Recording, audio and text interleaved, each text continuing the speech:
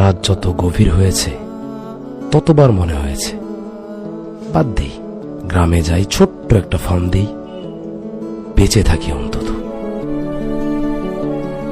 এই দুইটা গরু নিয়া তুই যে কি ফার্ম করবি আমার মাথায় আসে না তো।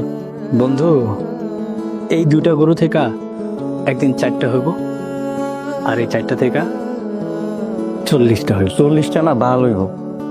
কত করে কইলাম ধার কার্য কইরা বিদেশ চলে যা, আমার কথা তো কানেই তুলি না। একদিন দেখবি রাজ্য আর রানী সব হারাইবি। সেদিন আমার কথা মনে করিস।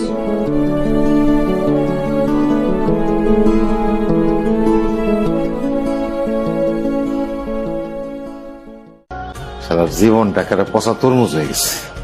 রুবেল, পুরুষ মানুষ কিন্তু সারাদিন পরিশ্রম করে ক্লান্ত হয় না, ক্লান্ত হয় পরিবারের চাপে, অশান্তি।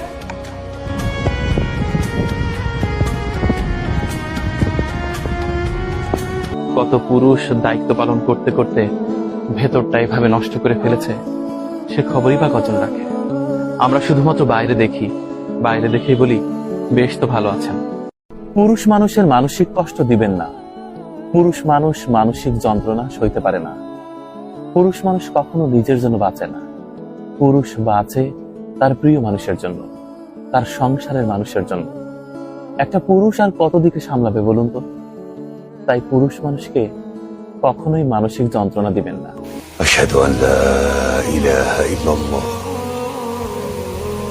ওয়াহদাহু লা শারীকা লাহু ওয়া আন্না মুহাম্মাদান আবদুহু। জীবনটারে আমি খুব সহজভাবে দেখতে চাই।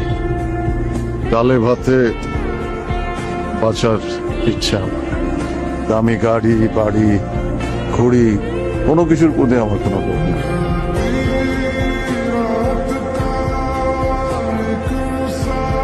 উদ্দেশ্য যদি হালাল হয় তাহলে আপনাকে গন্তব্যে পৌঁছে দেওয়ার দায়িত্ব স্বয়ং আল্লাহ তাআলার।